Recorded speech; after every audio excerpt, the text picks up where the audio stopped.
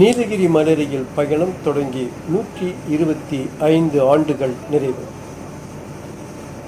உலக புகழ் பெற்றதும் யுனெஸ்கோ பாரம்பரிய சின்னமான நீலகிரி மலையில் தனது முதல் பயணத்தை குன்னூர் வரை 1899ஆம் ஆண்டு ஜூலை 15ஆம் நாள் தொடங்கியது.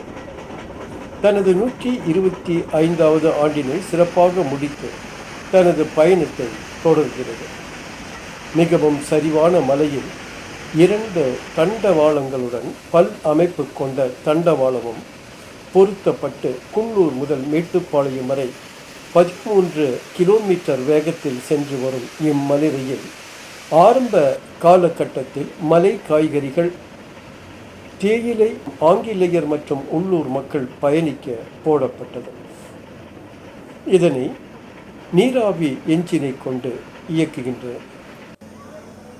மேட்டுப்பாளையத்திலிருந்து வரும்போது பெட்டிகள் தள்ளி கொண்டும் குன்னூரிலிருந்து போகும் பொழுது முன்புறம் இழுத்து கொண்டும் ஓடும் இம்மலையில் ரன்னிமேடு, ஹில்க்ரோவ் ரயில் நிலையங்களை கடந்து மேட்டுப்பாளையம் சென்றடைகிறது.